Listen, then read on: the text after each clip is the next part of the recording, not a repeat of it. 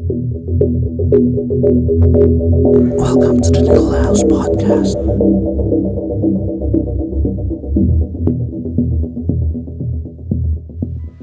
Hey yo, what is up you guys and welcome back to the Needle House Podcast. This is your boy Marcus II. Welcome sa Season 2, Episode 2 ng ating podcast. Again, if you're new to this channel or kung hindi ka pa nakasubscribe, please do subscribe and hit the bell icon para na-notify ka every time we have a new video. Dahil every Saturday 7 p.m. nag-upload tayo ng bagong video. That goes to Facebook, YouTube and Spotify. No, same day, same time. No, if you haven't yet, please follow me on Spotify. That's the Needle House Podcast. At follow nyo na ako doon. Okay, yun. Anyways, kamusta na kayo? Sana nagugustuhan yung setup natin, lightings, audio, and all. Yung video quality. Next time na yan, pinag-iibunan ko pa yan. Sana makapag-upgrade tayo ng camera. Kasi medyo pangit yung ano natin. Yung video natin. Dinadaan ko lang sa lightings. Pero sana nagugustuhan nyo pa rin. Yun. Oo nga pala, no? Ano nga bang pag-uusapan natin ngayong araw? Well, medyo magandang usapan to, lalo na para sa mga baguhan ng mga tattoo artists. May nagtanong kasi sa akin, no? Kasi parang may tinatuan ako last time at medyo sunod-sunod yung upload ko ng mga bagong gawa. At the question was, kasabuhat, kala ko ba hindi ka na masyado nagtatattoo?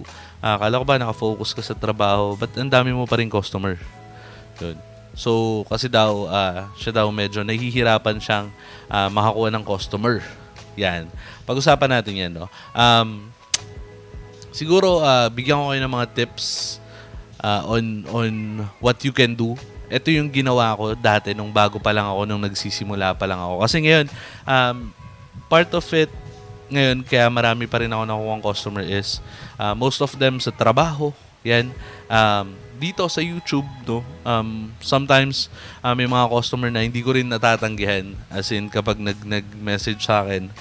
But I don't really do parang tattoos na for other people. Mostly talaga for friends and families lang talaga na. But ang lakas ng ulan. Sana hindi masyadong dinig dito sa audio natin, no. Medyo ang lakas ng ulan ngayon. Ingat kayo mga kasabuat, no. Ingat sa mga lumalabas. Ang hirap magkasakit ngayon. Ako may pasok na ako mamaya. Sana huminto na yung ulan mamaya. Ayun, balik tayo sa topic, no. Eto na lang, share ko sa inyo kung ano yung mga ginawa ko nung bago pa lang ako on how I was able to get clients, customers. Yan, nung nagsisimula pa lang ako. Kasi, syempre, pag simula pa lang, wala ka pang pangalan, di ka pa sikat, di ka pa kilala. So, how would you be able to get customers? So, depende kasi yan, mga kasabwat. Meron ka bang tattoo shop? Or are you doing home service? So, magkaiba kasi yung diskarte niya. Kapag may tattoo shop ka, iba rin yung diskarte kapag home service yung ino-offer mo, no? So, for me, ako nung nagsimula ako, at most likely ganito rin sa mga nagsisimula pa lang ngayon, wala talaga tattoo shop. Wala pang tattoo shop. Sobrang swerte ng iba na nung nagsisimula may tattoo shop na. Pero ako, nung nagsimula, wala pa talaga. So, what I usually do is I start with the people around me, sa mga kaibigan ko, mga tropa. Kasi, ano rin yan parang investment din yan. Magtatattoo ka ng minsan libre, diba? Hindi maiwasan yun. Ako, aminado ako doon. Minsan, sobrang baba ng presyo. Yan. Okay lang yan kung nagsisimula ka pa lang. It's not really a good thing if matagal ka na ta sobrang baba ng presyo. Parang skeptical na kasi yung mga tao kapag ganun. At tagal na itong artist, but sobrang mura pa. So, minsan nakakapagduda. At syempre, nakakasira din ng industry kasi we wanna parang maintain standards dito sa industry. Yun. Anyways, ayun nga, kapag nagsisimula ka pa lang, simula ka sa mga tao malapit sa'yo, kamag-anak mo, tropa mo, sa lugar nyo. Yan. Ako, ang ginawa ko dati, wala akong shop, hindi pa ganong sikat yung, or hindi pa talagang putok sa Facebook yung mga ganyan, pagpo-post ng mga kung ano-ano. Mga group, wala pa dati yan, page, wala pa. Ayun, ang ginawa ko is paggawa ko ng stickers. Yan, tapos nandun yung contact info, address, how they can contact me, yung pangalan ng shop ko. If you can include yung mga gawa nyo, that's better. Pero ako hindi ko na in-include kasi baka pumangit, masyadong maliit lang yung sticker. So, ganun yung ginawa ko. Tapos, dinikit ko sa mga tricycle, yan, pedicab, mga tambayan, mga pwesto ng mga tinatambay ng mga tao, sa mga kahit sa mga tindahan, nakikidikit ako. Ano pa ba? Saan pa ba ako nagdidikit? Kung saan. I mean, old school advertisement. Ganon. Magdidikit ka ng flyers kung saan. But yung sa akin, in a way, na sticker siya. Para yung mga tao, yung mga pwesto na pinaglalagyan ko, gusto din nila, natutuwa din sila kasi ginandahan ko yung sticker. Yun. Namimigay din ako ng sticker. May mga tao na gusto, pengi namang sticker, ganyan. Dinidikit nila sa motor, sa mga box ng motor nila, at sa kung saan pa. Yan. Gawain ko kasi noon, mahilig ako mag-bike. So, nagbabike ako, tapos madami akong dalang stickers doon. Isa yan sa ginawa kong puhunan. Kung saan ako nagdidikit ng mga stickers. Yan. Fortunately, no, medyo marami ding nag-respond, no. Although medyo nahirapan din ako kasi nga hindi naman lahat, ang dami mong sasagutin, kailangan mong i-entertain lahat kasi nga bago ka pa lang. Pero hindi naman lahat nagpapatattoo. Yung iba nanguurat lang, 'di ba? Yung iba nangaasar lang, nanggugulo lang, mga spam lang, ganun. Ang dami rin low ballers 'yan. May mga nagsasabi rin, tropa mo ko, pinsa mo ko, libre mo akong tattoo. Ang daming ganon. Nakakaasar sa simula, pero masasanay din kayo dyan. So, ganun yung ginawa ko dati. So, sobrang swerte nyo ngayon. Putok na yung social media. Pwede kayong gumawa ng videos, ng TikTok, Reels, Shorts, whatever. I-upload nyo sa social media. Ang dali na kumuha. Ang dami na rin mga group sa Facebook. Pwede kayong gumawa ng page. Yan. Isa yan sa mga pwede yung gawin. Ako nung nagsisimula ako, gumawa rin ako niyan ng page, pero hindi pa siya masyadong patok sa tao dati. So, mas nag-rely ako dun sa parang manual labor. Talagang kung saan ako nagpupunta. Yan. Mga tattoo events. Yan. Pumupunta talaga ako sa mga tattoo events. Eto, nagpa-print ako ng t-shirt. Isang piraso lang siya, para sa akin lang talaga. Pag nagpupunta ako ng events, yun yung suot ko. Pag nagpupunta ako sa kung saan, yun din yung suot ko. Kapag bala ko talagang i-promote yung shop ko, yung pagtatattoo ko, ganun yung ginagawa ko. Isa pang ginawa ko is, syempre, since may tattoo ako, kahit medyo introverted tayo, nakikipag-usap talaga ako. I start small talks yan sa mga yosihan, yan, sa mga tao, sa mga nakakapansin ng tattoo. Kinakausap ko sila, and then I let them know na I'm a tattoo artist. Tapos minsan nagbibigay ako stickers. Yun. Ganun, parang ang ginawa ko talaga noon is very old school. No? I'm not sure if that will still be applicable today. But if you can, 'di ba? Wala namang mawawala, no? Meron pa akong ginawa dati. Pag nagiinom kami, yan, sa mga bar, kapag magre-request ako ng kanta, hindi pangalan ko yung pinapabati ko, yung tattoo shop ko, yung pangalan ng tattoo shop, yun. Tapos, minsan nagbibigay ako sa kanilang stickers.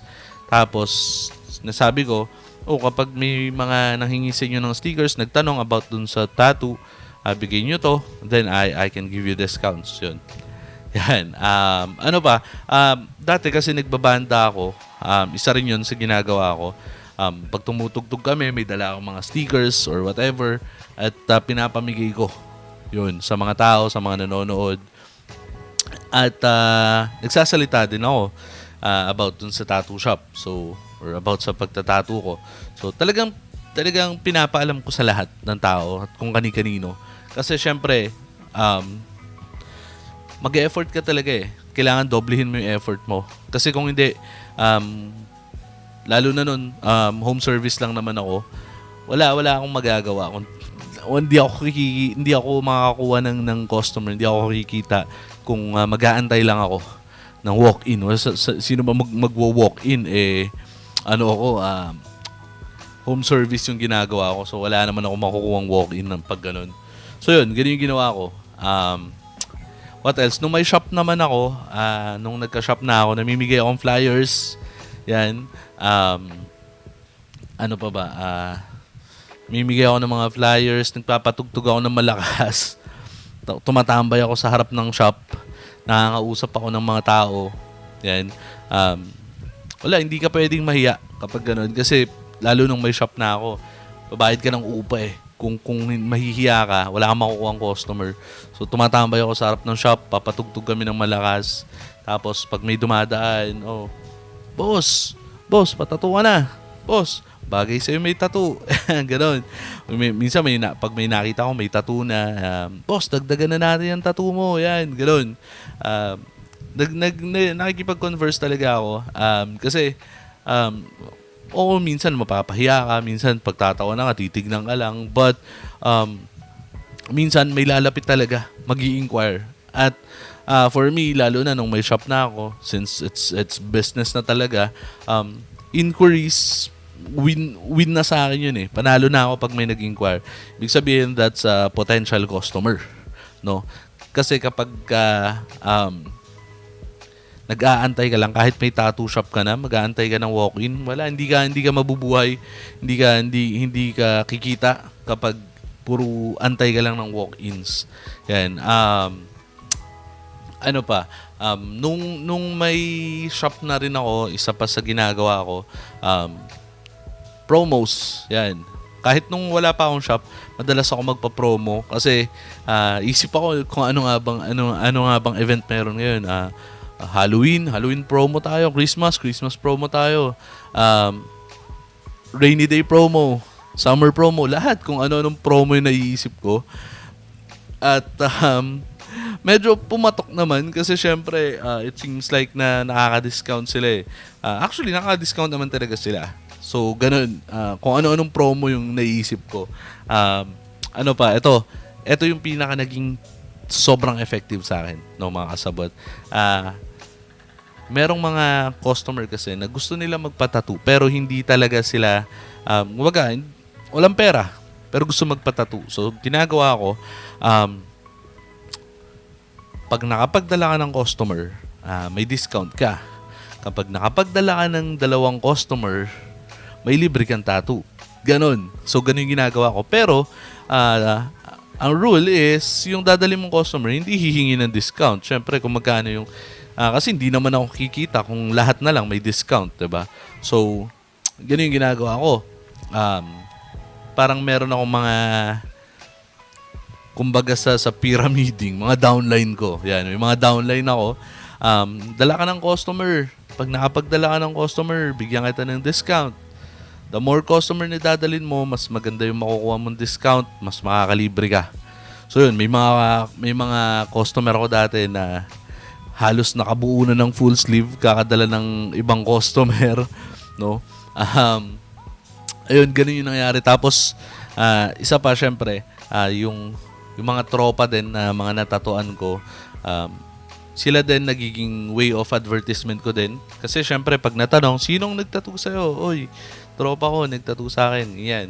Whatever, yan. Kung ano-anong kwento, mga inuman, nadadala yan. Basta may natatuan ka, mas dumadami yung tinatatuan mo, mas lumalawak din yung nagiging parang advertisement mo. Kasi every time na, lalo na kapag talaga namang maganda yung nagawa mong tattoo, mas kumakalat. Kumbaga, ang tawag namin yan sa parang advertisement, word of mouth. Yan. mas kumakalat siya na ikikwento. Mas mabilis kumalat ang word of mouth kesa sa kung ano pa mang mga advertisement na yan. Kahit magpa-billboard ka pa, hindi naman lahat ng tao dumadaan doon sa lugar na yun. But word of mouth, nakikwento ng nakikwento, palawak ng palawak yung kwento, mas umiikot, parang chismis. Diba? Kung iisipin nyo, nung araw, wala namang internet, wala namang mga kung ano-ano, pero yung mga theory, yung mga conspiracy theory, kumakalat siya. 'Di ba? Hindi naman alam nung iba, tapos magugulat ka hanggang sa iba't ibang lugar sa Pilipinas, sa ibang bansa, kalat na kalat yung conspiracy theory na 'yon. 'Di ba? And that's because of word of mouth. Sa kwentuhan, kumakalat siya. Ganon din kapag yung tattoo mo is na ikikwento ng iba, mas kumakalat, mas dumadami din yung customer. Yan. So, ganun yung mga ginawa ko nung bago pa lang ako. And of course, ngayon, mas marami ng paraan. Katulad nito, YouTube. Ako ngayon, hindi naman ako nagpo-promote sa YouTube na, oy, punta kayo dito, magpatattoo kayo sa akin. But, sobrang dami ko pa rin nakukuha comments na gusto magpatattoo sa akin. Dami pa rin nagme-message, nagpi-PM sa akin na gusto magpatattoo. No? Although, again, kiniklear ko nga na hindi na talaga ako masyado nagtatattoo unless talaga friends and families or malapit lang dito pumunta talaga. Talagang gusto nila, no? Minsan kasi may mga talaga nag-e-effort na ganun. Well, that's fine. Pinagbibigyan naman natin. Pero not really focusing too much na on tattoos kasi laki ng kinakaya ng oras ng trabaho ko, no? But of course, pinagbibigyan naman natin kapag meron, kapag gusto talaga, no? So syempre, income pa rin 'yan, no? At hindi tayo tatanggi kapag talagang income talaga. It's just that hindi lang mapagbigyan lahat. 'Yun.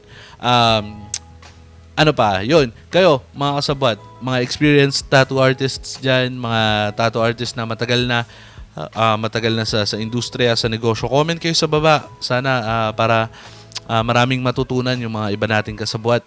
Kasi hindi lang naman ako yung may mga experience dyan. Kayo din. At baka meron ako mga hindi nasasabi, hindi nababanggit na pwede nyo din i-share sa mga kasabwat natin. Ayun, yun lang naman. Again, kung hindi ka pa nakasubscribe or kung bago ka sa channel natin, subscribe ka na. Follow me on Spotify, The Needle House Podcast. At sana nagustuhan nyo tong video na to, tong episode na to. Like nyo na tong video na to. Kung nasa Spotify kayo, leave 5 stars. Yun lang. Peace out. Welcome to the Needle House Podcast.